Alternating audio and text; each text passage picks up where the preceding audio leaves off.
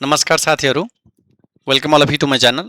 आजको डिस्कसनमा हामी चाहिँ स्टक होल्डर इक्विटी कम्पोनेन्ट्स, त्यस्तै dividend payable, book value per share, stock dividend, stock split, त्यसैगरी रिभर्स स्टक स्प्लिटको बारेमा हामी छलफल गर्नेछौँ र त्यसपछि सर्टेन एक्जाम्पलहरु हामी डिस्कस गर्दै यसको एकाउन्टिङ ट्रिटमेन्ट बनौं र या main concept in financial accounting या फाइनान्शियल म्यानेजमेन्ट या even these are the topics जुन कि हामीले इन्भेस्टमेन्टमा पनि डिस्कस गरिरहेका हुन्छौँ साथीहरु चाहिँ।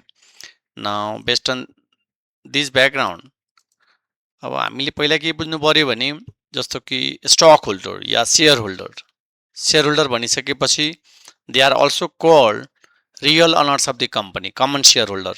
जस्तो share could be equity shares, त्यस्तै प्रिफरेन्स शेयर्स। ओके, अब इक्विटी शेयर होल्डरलाई हामीले real owners of the company भन्छौँ किनभने they have a residual claim over the preference shareholder भन्छौँ। ओके, र हामीले शेयरमा लगानी गर्दाखेरि भनौँ या when we buy the stock,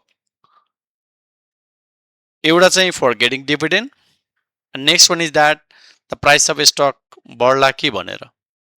but there might be the situation कि price of the stock घटेर गयो भने there would be capital gain and capital loss भन्छौँ हामी। सो रेट अफ रिटर्न भनिसकेपछि simply dividend yield plus capital gain भन्छौँ हामी। र कन्सर्निङ अब एकाउन्टिङ इक्वेसनको कन्टेक्स्टमा भन्ने हो भने अब फ्रम दि सोल प्रोप्राइटरशिप भनौँ या पार्टनरशिपको लागि चाहिँ accounting equation is asset equals to liabilities plus owners equity. At the same time यदि कम्पनीको छ भने यानी corporation asset equals to liabilities plus stock holder equity same. तर stock holder equity could be contributed capital and next one is the retained earning भन्छौँ। That means अब फेरि contributed capital भनेको बित्तिकै एउटा कमन स्टक भ्यालु र additional paid in capital. अब common stock value भनिसकेपछि simply number of common share outstanding into par value भन्छौँ। जस्तो हाम्रो केसमा par value of stock is common stock is the 100 र additions to paid in capital भनेको बित्तिकै यदि market price of stock above the par value भयो भने त्यतिखेर हामी एडिसनल पेड इन क्यापिटल भन्छौँ। That is a number of common shares into market price minus par value भनेर आउँछ। त्यस्तै ब्यालेन्स सिटकै सिम्पली एक्जाम्पल दिने हो भने जस्तो asset, cash, account receivable, equipment. जस्तो दिस इज अल अबाउट हाम्रो कति छ त total asset is 6,60,000।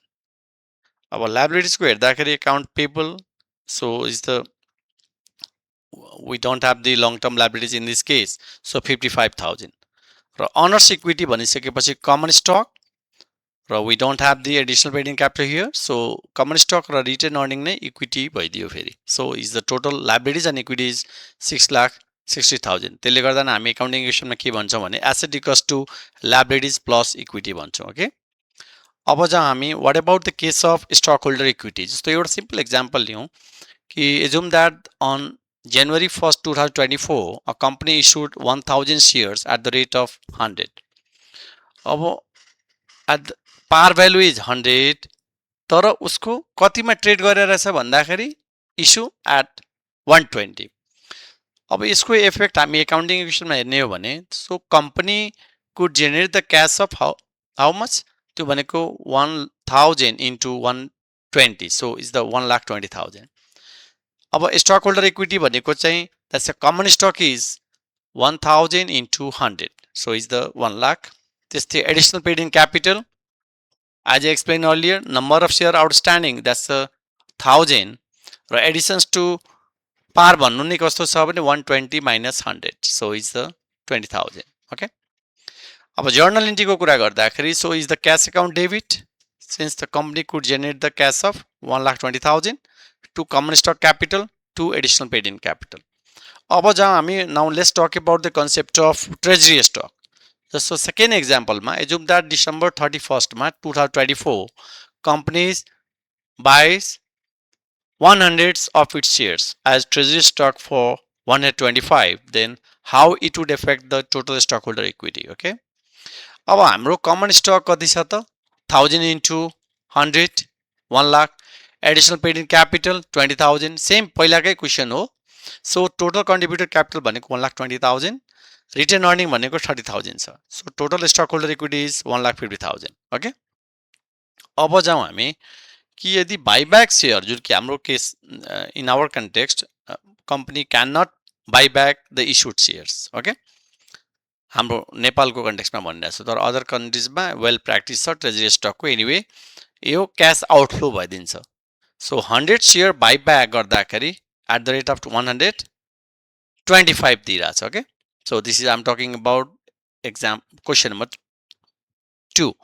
So net stock holder equity भनेको 1,37,500। अब यो जर्नल एन्ट्री भनेको कति भइदिन्छ भने for treasury stock account debit 12,500 to cash account. अब क्वेसन के आयो भने अब ट्रेजरी स्टकलाई हामीले कुन एक्टिभिटीमा राख्छौँ त? यसो हेर्दाखेरि कम्पनी बाइब्याक द स्टक, यसलाई generally when you search it यसलाई हामी इक्विटी रिलेटेड फाइनेन्सिङ एक्टिभिटिज भन्न सक्छौँ। किनभने दिस इज दि अब कम्पनीले इस्यु गरेको सेयरलाई किन when you company buyback the share, so this is the case of treasury stock. र अर्को भनेको इम्पोर्टेन्ट कुरो के हो भने when the company buyback share since the number of share outstanding के भइरहेको हुन्छ अब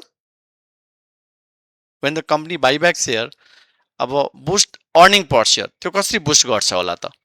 think it. When the company buyback share तपाईँको नम्बर अफ सेयर आउटस्ट्यान्डिङ के भइरहेको हुन्छ? डिक्रिज भइरहेको हुन्छ।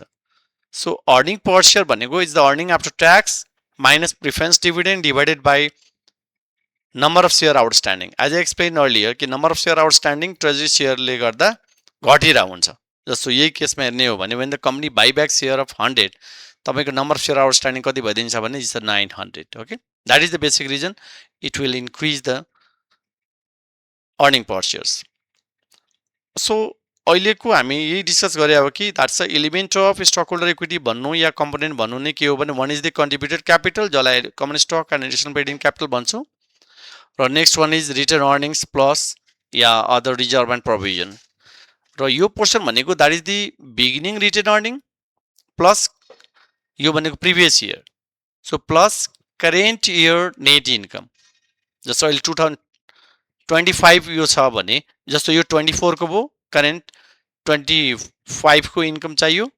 So dividend for cash dividend, so this is the ending return earning जुन कि हाम्रो ब्यालेन्स सिटमा के हुन्छ भने हामीले इक्विटी सेक्सनमा राखिरहेको हुन्छ साथीहरू चाहिँ। ओके, अब जाउँ वाट एबाउट द केस कि अब what about the journal entry for dividend payable. अब डिभिडेन्ड डिक्लेयर गर्दाखेरि या पे गर्दाखेरि that will be guided by the company law of respective country. Okay, जस्तो यो केसमा हेरौँ कि एउटा सिम्पल इक्जाम्पल, जस्तो declaration date and next one is the date of payment. So there is no any impact in the income statement in both case. त्यस्तै balance सिटमा के हुन्छ भने लायबिलिटिजमा डिभिडेन्ड पेबल इन्क्रिजेस र स्टक होल्डर इक्विटीमा return earning decreases. त्यो चाहिँ तपाईँले सम्झिनु पऱ्यो फेरि।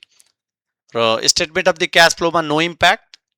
त्यस्तै what about the case of पेमेन्टमा पनि एगेन ब्यालेन्स सिटमा डिभिडेन्ड पेबल भनिसकेपछि यो liabilities will reduce, you look at this sign. र स्टक होल्डर इक्विटी एकाउन्ट भनेको नो इम्प्याक्ट।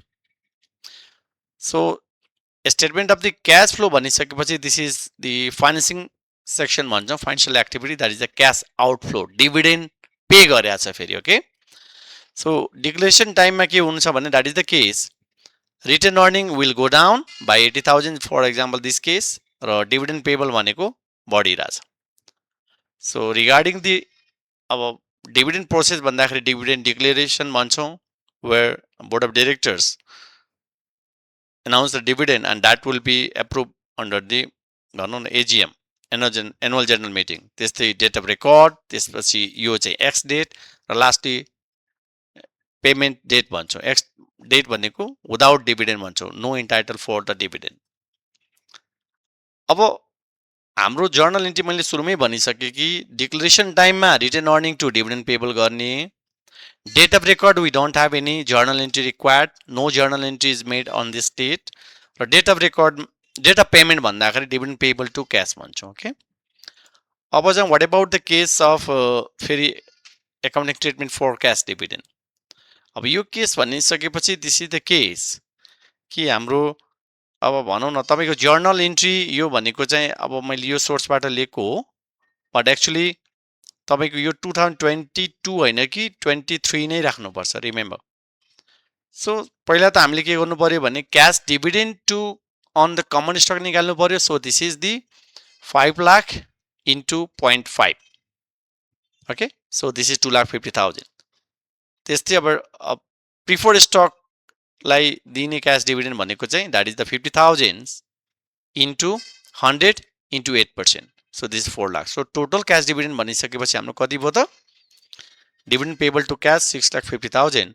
अब यसले गर्दा के हुन्छ भने हाम्रो यो त पेमेन्ट डेटमा हो, डिक्लेरेसन टाइममा retain earning to dividend payable.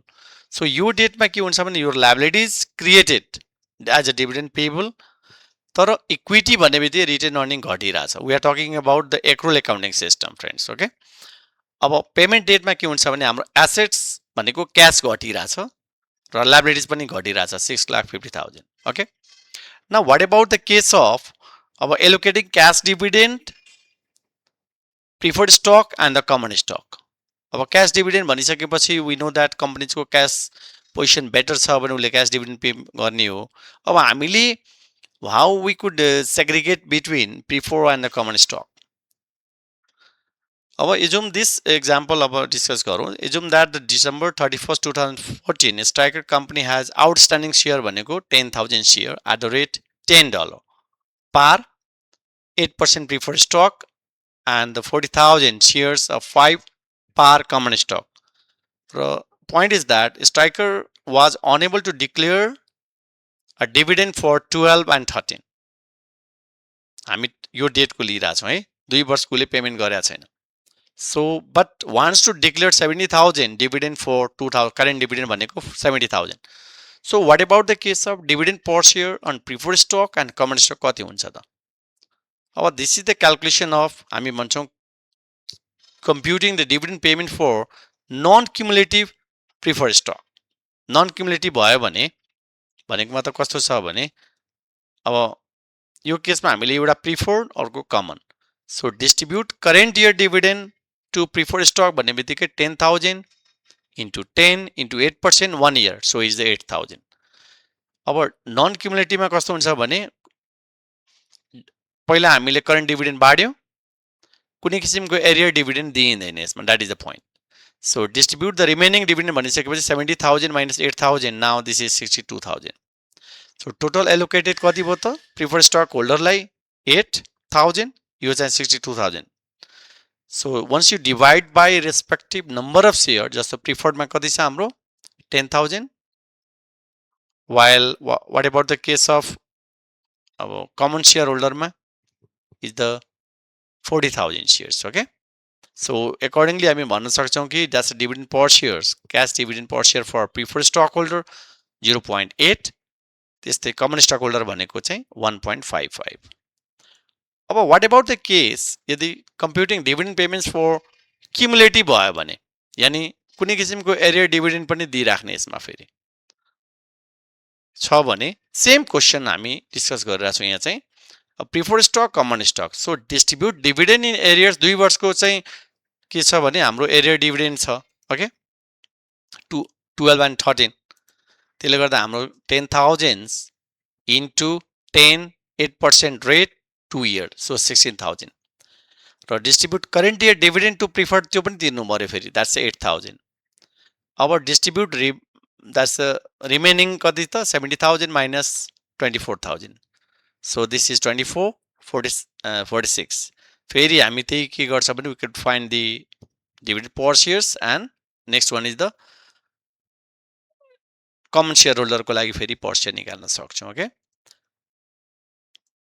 Okay, what about the case कि अब हाम्रो this is not the case of cumulative one, this is एउटा जेनरल एक्जाम्पल लिउँ हामी कि तपाईँको चाहिँ टोटल एसेट्स 15 लाख छ, total liabilities 8 lakh, preferred stock is 20,000, number of common share is 20,000 छ भने, so how we are going to find the stock holder equity? So simply हामीले टोटल एसेटबाट टोटल लायबिलिटिज घटाउने based on the accounting equation. So that is the 15 minus 8 भन्दाखेरि the 7 lakh भयो. So what about the case of यो भनेको that's a stockholder equity. त्यस्तै stockholder equity available to common shareholder को कति त total stockholder equity बाट हामीले preferred stock को value घटाइदिनु पर्यो this 20,000. So 77 lakh minus 20,000 is 6 lakh 80,000 भयो. So what about the book value per share? अब book value per share को लागि हामीले यो फर्मुला सम्झिनु पर्यो. Total common equity by total number of common share भन्छौँ. So 6 lakh 80,000 divided by 20,000 common shares. त्यो भनेकै के हो भने that is 34 per common share भयो. अब क्वेशन के आयो भने how we could analyze these results. अब if stock price जुन कि मार्केट भ्यालु अफ स्टक भन्छौँ is greater than book value per share, यो त भनेको डलरमा छ. Okay, in our case par value is the 100. अब बुक भ्यालु त्यही अनुसार निकाल्नु पर्यो कति आउँछ we don't know. तर when stock price is greater than book value per share छ भने हामी भन्छौँ कि it is trading at, it भन्दाखेरि stock is trading at premium, जसलाई हामीले ओभर प्राइस भन्छौँ फ्रेन्ड्स. अब यो भनेकै के हो भने it implies the market expect the company's future growth and strong earning power, जसलाई हामीले short selling investment strategy भन्छौँ. that is the अब ट्रेन्डको कुरा गर्दाखेरि this is the bearish trend भन्छौँ. at the same time when stock price is lower than book value per share भयो भने it is the trading, त्यो भनेको तपाईको ट्रेडिङ के भयो त is the trading at discount भन्छौँ, that's under price भन्छौँ. so is the long position investment strategy जसलाई हामीले bullish trend भन्न सक्छौँ. ओके, so normally कस्तो हुन्छ भने अब is the under price र over price. strategically हामी under price भयो भने we are going to buy it, र बाहिरै बढी भयो भने फेरि again we see that long your bullish trend would be there in the market.